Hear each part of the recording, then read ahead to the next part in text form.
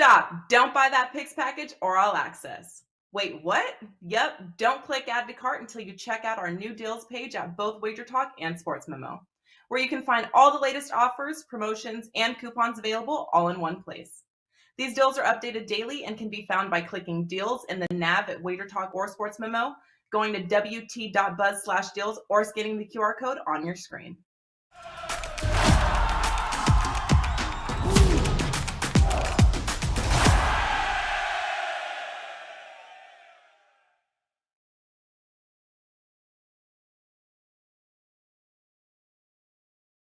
By Brian Leonard. Talk.com. We're breaking down 3 games on the slate. We got best bets at the end. Going around the horn here. Welcome in Dave Koken, #1 MLB handicapper last 3 years at WagerTalk.com. Plays up and available. Dave, happy Tuesday morning to you, buddy. Thanks, Drew. I got a 3-game package for $29 tonight. 3 plays. There's also a 4th play that's a free selection, and I'll give that out as the best bet here in the show. Want to find out what Brian's got going on, because I don't know what it is. I have to find out. I'll find out from him off the air. But he's got a 5% play tonight, and I think that's the first one he's had this year. So Brian likes something a whole lot. Brian, welcome in, man. Feeling something on tonight's slate, huh? Yeah, I do, and I appreciate that, Dave. That's very nice of you to say. Yeah, it's my first 5% play of the year, and 4 and 5% in 2022 have just been phenomenal. I believe we're up 143 units or something on 4 and 5. So when I step up with a big play, it's been very good this year. So hopefully it'll continue. Yeah, absolutely. I'm seeing up 71% bankroll increase since 2019.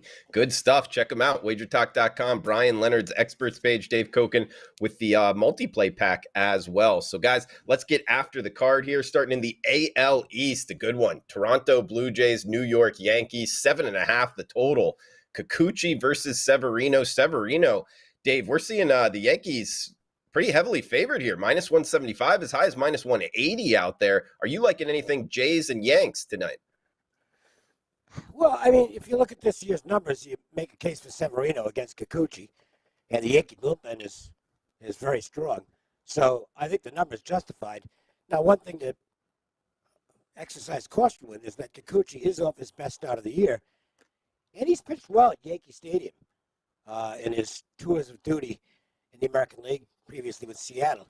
So he likes this ballpark, as a lot of lefties do. It's a ballpark that favors lefty pitching against righty pitching. I don't want to go against the Yankees, although they finally cooled off at the bats a little bit. But the Blue Jays just not hitting the baseball. 81 WRC plus over the last week. Not very good. So I think maybe the Yankees are a bit overpriced here, but I can't make a good case for the underdog. So all that did, the price just got me off the game. Otherwise, I would have been looking at the Yankees. Okay, good stuff, Dave. And Brian, coming to you next. You know, the Yankees are in the midst of 23 games in 22 days. So a heck of a stretch here for the Yankees, playing a lot of baseball, but they have won 13 of their last 15 games. To Dave's point, though, Kikuchi, he was good actually last time out against the Yankees, 7 strikeouts and a 2-1 win. What do you think of tonight in Yankee Stadium, Brian? Yeah, much like Dave, I actually feel that Toronto's the better team. I think Toronto wins the division. But as of right now, Toronto's not hitting, and the Yankees are. And I'm at the StatCast game preview here on the internet on baseballsavant.com, MLB.com, and looking at barrel rate. The best barrel rate for Toronto so far this season is Vladimir Guerrero at 13.1. That's a little bit of a disappointment when you take a look at the players they have on that lineup. But just check out what the top 3 hitters, top 3 barrel rate guys for the Yankees have done so far this season. Giancarlo Stanton, 22.2% barrel percentage. Joey Gallo, even though doesn't hit for average and hasn't done a whole lot this year, he's hitting the ball hard. 22.5% barrel percentage. But Aaron Judge, 27.5. That's over twice as many barrels as Vladimir Guerrero. That's why the Yankees are winning this early season. Their best players, their best power guys are hitting the ball right on the nose. And it's tough to go against this Yankee team with a finesse pitcher like Kikuchi here. I know he did well last time out, and maybe that's the way you beat the Yankees. You got to keep them off balance because right now they've got their power guys just hitting it right on the nose. And I'm with Dave, though. I can't lay this number with a team who I think is better. If you ever play, all season long, 162 games, I think Toronto's the better team.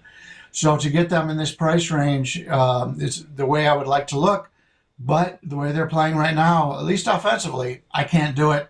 I think the Yankees win this one, but I'm not laying this number. Yeah, a little rich here on the Yankees tonight, guys. A good one, though, to start it off. We got another good one here, Brian. Heading to the AL Central for, actually, the Houston Astros playing at the Minnesota Twins here. We get Verlander versus Joe Ryan going for the Twins. We're seeing minus 140, as high as minus 145. That's the Astros as the road favorite here. And Brian, the Astros are the hottest team in MLB right now, winning 7 straight. So having to lay 40 cents here, 7 being the total. You liking anything in Minnesota? Yeah, we talked about this last time. I believe Houston was playing Seattle, and we were getting a good number on Houston. I think we bet Houston on the show. And I talked about just looking at records, and Houston, I believe, was either 500 or a game under, but they were playing all their games on the road. And then they went home, played 7 games, and I believe they won them all. So you've got a Houston team that's back on the road here against a Minnesota team who I like. And Joe Ryan's one of these guys that if you watch him pitch, he's not overly impressive, but he keeps the opposition off balance. His exit velocity of 86.2, which is excellent. And his batting average of 213. So he's the guy, you look at his StatCast numbers, he's red all across, which is what you want. Justin Verlander, actually his hard hit rate is at 39%, which is a little high, and his slugging is at 432, which isn't good. Obviously, he's not the same Verlander he was before the surgery, but he doesn't walk batters. He's excellent at 3.4% walks. So you've got 2 pitchers I'm looking to back here. And when you take a look at the lineups for tonight, it's a situation where you've got some guys here that I think are going to have a tough time scoring some runs here. So I prefer the under in this game. Houston's a team, as you mentioned, just a great team, great coaching staff. Minnesota Twins, I still think win this division. They're off to a nice start. But you've got the Byron Buxton situation where every other day he seems to be hurt or whatever, and he's just one of those guys who's going to go with the rest of his career. If he's in the lineup, he's great. If he's not in the lineup, it's going to hurt this team. So I think this game goes under the total, and that's the way I take a look at this matchup. Okay. And Dave, coming to you next. You liking anything Stros and Twins? I would agree with Brian. I don't know what Buxton's status is for tonight. He left Saturday's game with some leg weakness, I guess they called it. Bilateral leg weakness. I don't know. I'm not a doctor. So I can't tell you what that is, but it sounds like it's not real great. Didn't play Sunday. They didn't play last night, so maybe he's good to go. I don't know. Check the lineups on that. But the Twins didn't hit much this week, and they had been on fire with the bats prior to that, but they did cool off. Houston hasn't put it together offensively, but their numbers over the past week, WRC plus, actually pretty good, and they're winning games. But I think the 2 pitchers control things here. Verlander and Ryan, both in good form. Ryan his command is excellent. And it's not how hard you throw, it's where you throw. And he is able to locate his pitches on a regular basis. And Verlander is just the ultimate competitor. I mean, the guy is coming back from Tommy John surgery at, 38 or whatever he is. You'd never know it. He's just amazing. Cinch Hall of Famer, no question about it. I think the under is the right way to go as well. It didn't make my card, but it came close. So a definite lean to the under between the Twins and Astros. And that would make that first 5 simply because that's all I do with unders. Okay. Speaking towards full game, though, guys, we got the Houston Astros bullpen only letting up 2 runs their last 24 innings pitched. So speak about, hot teams right now winning 7 straight and how much bullpens matter there. So also Carlos Correa going up against his former team. However, he has been out the last 3 games with a finger injury. Guys, we got 1 game left and best bets at the end. Huge shout out to the chat box. Everybody joining us live. Please smash that like button if you're liking the content, and feel free to reply below on the Wager Talk YouTube channel. Any questions, we'll answer them later this week on the show. We got Tampa Bay Rays, LA Angels here, Dave. We're seeing Kluber versus Detmers. We got minus 115 to minus 120 on the Tampa Bay Rays. A total of 8. Last game we're going to be talking here, 9:40 Eastern, first pitch. Dave, you liking anything in Los Angeles tonight? Well, one thing to check is whether Manny Margot will be playing for the Rays. He got hurt last night, had to leave the game. It didn't appear serious, but he might need a day or two off. And the reason I mentioned that, Margot is on fire right now. He's the hottest player in that lineup. So losing him would be a bit of a blow. The Rays didn't do much offensively last night. The Angels, they got it going in the middle of the game. I think Walsh hit the 3-run homer, and they just rolled from that point on. The Angels' offense is pretty good. I do give a pitching edge to Kluber, but it's not much of an edge.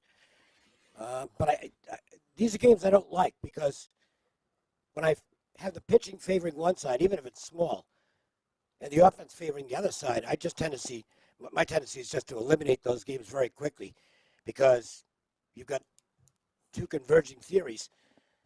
So I don't know what to tell you on this game. I guess, no, I'm not going to give you anything on this game.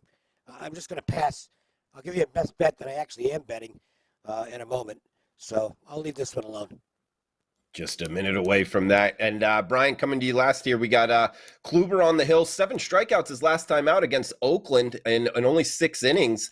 Haven't seen a lot of them lately. G-Man Choi back in the lineup as well. I had the Rays circled here, but to Dave's point, I don't know. The Angels offense pretty good at home. What are you thinking tonight? Yeah, I was eyeing this in the overnight, and then the line moved 10, 15 cents towards Tampa, which is probably going to keep me off here. Kluber's done a nice job. Hard hit rate only 37%, only walking 5.7. I'm a big Corey Kluber fan, being a Cleveland Indians fan, and I want him to have success when he's healthy. He's just a very smart pitcher. Obviously, does not have the velocity and other things that he's done in the past. We're seeing the same thing out of Bieber with Cleveland, although he did get hit pretty good the other day. But as these guys get up there in age, they got to learn how to pitch instead of being throwers. And I think he's at that point now where I feel pretty confident in backing Kluber. Detmers is another guy I like. Unfortunately, this year so far, he's got a lot of blue in his portfolio. He does walk only 7.7%, which is okay, but he's not. Neither one is at peak performance, especially Detmers right now. But I think Detmers, as the season goes on, he'll be a little bit better. Dave mentioned Manny Margot. I don't know if it was yesterday's game or the day before I was watching. He made a play in the outfield, and he kind of slid, and you could tell it kind of twisted his ankle a little bit. Something was wrong there. He continued to play in the game, and I believe he hit a home run. And as he was running the bases, it was just maybe it's because I was just watching the Kentucky Derby the other day, and just the horses are just so athletic. He didn't have the same feel when he was just jogging. It looked like there was something wrong with him. And so if he's not in the lineup today, you definitely want to sit this one out, because he's having a career year right now. But yeah, very much like Dave, I'm somewhat interested in Tampa Bay, but I've been priced out of it. So there's better games on the board here. Man, Fair enough. One of them was this Detroit-Oakland. I'm just kicking myself. These two teams, neither one can hit a lick, Detroit and Oakland. And the over and under first 5 was 3. And I didn't bother to play it. There's no way they're getting the 3. It's nothing in the 4th innings. These two offenses are, in a year where offense is down, the Tigers and A's are as down as it gets. I mean, these are two really bad. You realize that Oakland's best player, their best position player, is probably Ramon Laureano, who just came back from suspension. My 5% play is on Oakland to not win whatever the total was. It was around somewhere in the 69, 70 range. I don't remember offhand. They're terrible. Everybody's talking about the Reds. Oakland's the worst team in the major leagues. There's nobody worse than Oakland. I don't know how this team doesn't lose 100 games. This is one of the worst lineups I've ever seen in baseball. If Ramon Laureano is arguably your best offensive player, I mean, he's a 4th outfielder on some teams. Anyway, that game's scoreless as we speak, and I'm an idiot for not betting it under. Well, talking some Dave baseball, did you like anything in Game 2, Dave, of Oakland and Detroit? No, I never look at Game 2 until Game 1's done. But I ain't playing the over. Okay. And Brian, did you have anything there on Game 2 or Game 1? Yeah, well, we'll start off. Laureano being a number 4 outfielder, I don't agree. He's an excellent defensive player as well. I happen to like him. But yeah, Dave's right. Oakland doesn't have a lot of talent on that team. But it was interesting, and I feel much like Dave. I don't want to bet the second game until the first game is over. But why is Detroit a 140 favorite against Oakland? Detroit's not much better than the A's are right now, and we're seeing that in this game they're playing right now. I looked at that and I said, damn, I wish that was the first game. I would have definitely played Oakland in that game. But yeah, two teams that we can make some money on, but not right now. I don't feel good about betting either one of those teams. I might have been a little rough on Laureano, but you get the point. I mean, Yeah. he's an okay guy. He's 250 maybe, very good defensively, little pop, good speed. But if he's your best offensive player, it's either him or Sheldon Noyce right now. I mean, and I won with Oakland last night. I actually bet the A's last night because Paul Blackburn has been absolutely terrific, and he was again last night. That's the first time I bet Oakland, and it'll probably be the last for a while. This team has no home field advantage, and the funny thing is, they're actually the home team in Detroit today. And Brian and myself were joking about this before the show. They've probably got the same number of fans rooting for them as the home team in Detroit as they would have if the game were in Oakland. That is weird how that's set up that way, Dave. I think have it's a a home makeup game. game from Oakland. Yeah. They had to, because you've lost the first week of the season, they're having to make up some games. And so, nobody wants to travel to Oakland. Sorry if there's any Oakland fans out there. Oakland's concessions are not going to be going crazy in this game if they played in Oakland anyway. So I think everybody decided they're probably better off playing a doubleheader in Detroit. Let's just get it out of the way and save on the gas. Yep. Hey, Brian, real quick before we get to best bets, to Dave saying Oakland might be the worst team, worse than the Cincinnati Reds. Do you agree with that? I mean, the Reds winning 2 straight, 6-23. Maybe the Reds might be profitable by the end of the season. No, Brian? I certainly think so. I think the Reds have got some guys that are good players. They're having terrible starts. I mean, Joey Votto was an excellent player the last few years, and then this year he's been lousy. And as for Oakland, yeah, we talked about this before the season. I know Dave doesn't like the Oakland A's, and I said I agree. They don't have a lot of talent, but I like the management in Oakland, and they haven't had a lot of money over the years, but they always come out with a competitive team every single year. So I wasn't one of those guys that would bet the under, but on for season wins. But from a day-to-day basis, you could take advantage of that. I like some of these young players for Oakland. He mentioned Sheldon Noisy. I've been a fan of his since he played here in Vegas. He's played for the Aviators the last few years. I like him. He's not a big power guy, but he spreads the ball around to all fields, and that's what I like, especially now when all these teams are playing with the shift and all that. I like guys who are willing to hit the ball to the opposite field, and he's one of those guys that can hit it all over, and those are my kind of players. And I like that kind of thing. I hate, I talked about Joey Gallo. He's a guy, he just get up there and bunt it to the left-hand side and get on base. He could get that every single time. I would rather have him do that than try to hit home runs and hit it right into the shift every single time up. And it's just a pet peeve of mine. And Dave and I are old. We're old farts, what are you going to do? But I just don't like the way baseball's played any longer. Well, Okay, next year then change next year because they're going to outlaw the shift. Yeah. It's going to be wild how they implement that, though. So, hey, guys, we got best bets coming up. Yeah, go ahead, Dave. I don't know what they're going to do. And what's next? Are they going to outlaw the 4th outfielder? Because we're seeing teams play 4 outfield sets. I mean, to me, yeah. I think a team should be able to defend wherever they want. And I agree. It's up to the other team to make adjustments. Yep. Yeah, you're faulting the defense for doing what they're supposed to do. The offense needs to adjust. if a rookie comes in and all of a sudden he's hitting fastballs, the other teams aren't going to continue to throw him fastballs. They're going to throw curveballs or something off speed. It's same with baseball. If you're not going to hit the ball to the opposite field, why penalize the defense for setting them up that way? I don't like it. It's the hitters that need to be able to change. I'll make this quick. First of all, get a uniform baseball. Second of all, fire some umpires who think the strike zone is the size of Wyoming.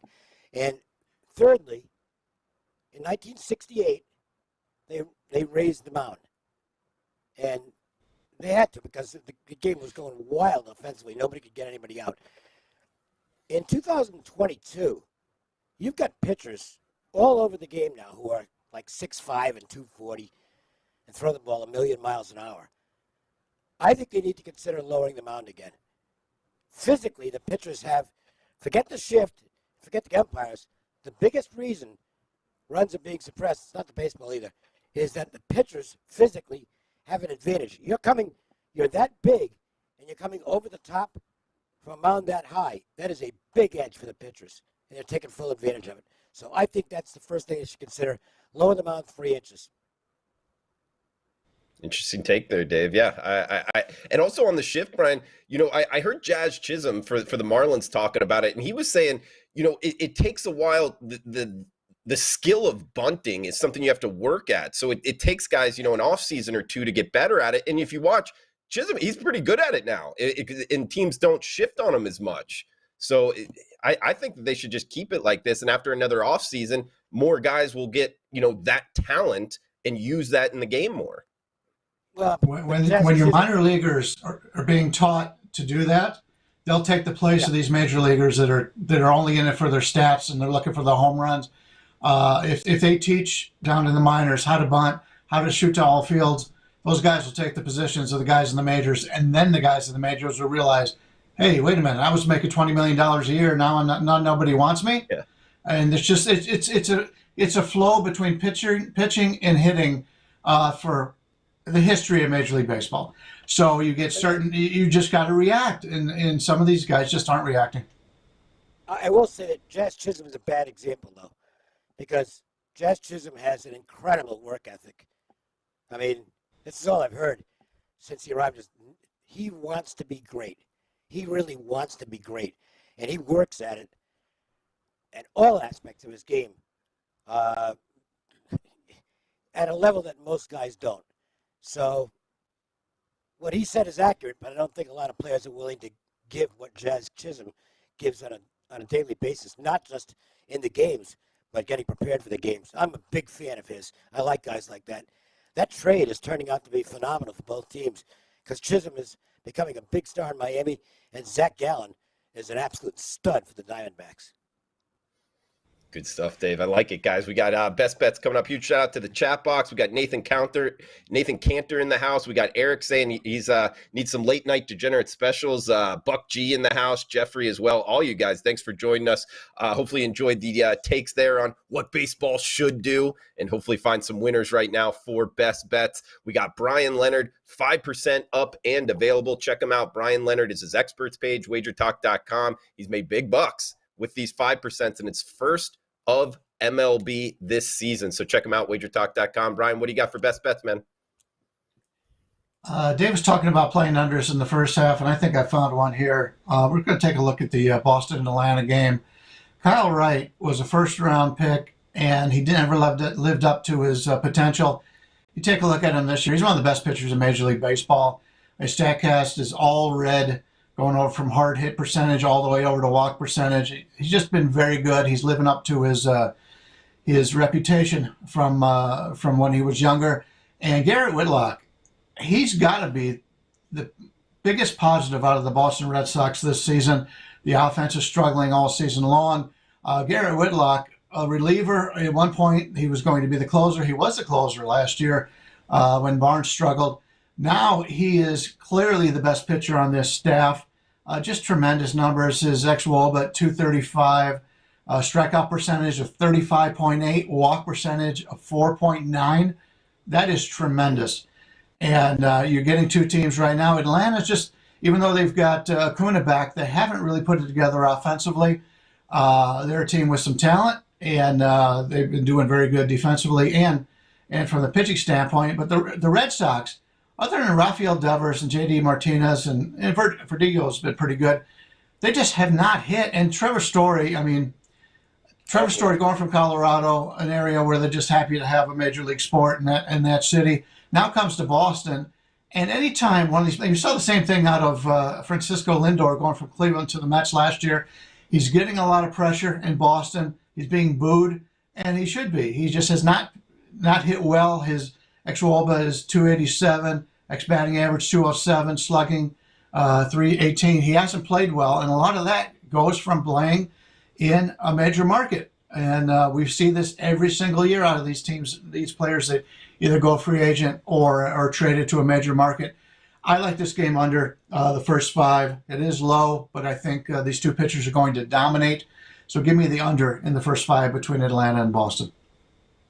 Nice analysis, Brian. And guys, check them out. WagerTalk.com is 5% up and available. For my best bet, guys, I'm going to the AL East matchup, the Blue Jays and the Yankees, and I'm taking the underdog here, plus 158. It was as high as plus 165, a little bit of buyback on the Jays, and I agree with it, guys. Talk about betting numbers, not teams. Well, I think we are actually betting a good team and a really good number here, plus 158. We got Kikuchi on the hill. His last time versus the Yankees, a 2-1 win where he had 7 strikeouts, so performed well against this lineup. And like Dave talked about earlier in the show, Yankee Stadium, it's more advantageous to be a lefty in this ballpark. Kikuchi coming from the left side. Severino, a good pitcher. He's coming from the right side, going up against Vlad Jr., who's starting to heat up here for the Blue Jays offense. So I'll take the big underdog who's barking in Yankee Stadium tonight. Toronto Blue Jays plus 158. Throw it over to Dave Koken here. He's got a multi-play package up and available. Number 1 handicapper at WagerTalk.com for the last 3 years in MLB. Dave, take it away for final thoughts and any best bets tonight. Yeah, Trevor Story looks like he might be Edgar Renteria 2.0. Renteria was a big sign by the Red Sox about 15, 20 years ago. It was right after they won the World Series. And Orlando Cabrera had done really well. And they brought in Renteria, who he'd been a star with the Cardinals. And he got off to a bad start. And they really started getting on him in Boston. And it just didn't go well. It never went well. That's kind of happening with Trevor Story right now. He looks really bad. And that's a bad city to look really bad in when you're the big free agent signing or the big trade acquisition, whatever. Anyway, I'm going to go to the Cardinals-Orioles game. The Orioles did be good yesterday. Had a nice play on them. They got the win over the Royals. They're hitting right now. And the thing that you like, as far as an over goes, is that they're hitting at the same time. In other words, they might have some scoreless innings, and then all of a sudden, they all start hitting at once. They've had like 3 6-run innings in the past handful of days. So you like that. Cardinals, they're hitting the ball well. Orioles are 143 WRC plus over the last week. Cardinals, not far behind at 121. Those are really good numbers in a year where there's not a lot of offense. These two teams are hot. Bradish, I'm not sure how he pronounces it. I might not need to find out because the way he's pitching, he'll be back in AAA before long. His numbers are bad. Hard hit percentage is high. Barrel rate is high. The ERA formula that I use myself has him in the mid-5s. Now, I don't know what the Cardinals are doing. It might be Adam Wainwright.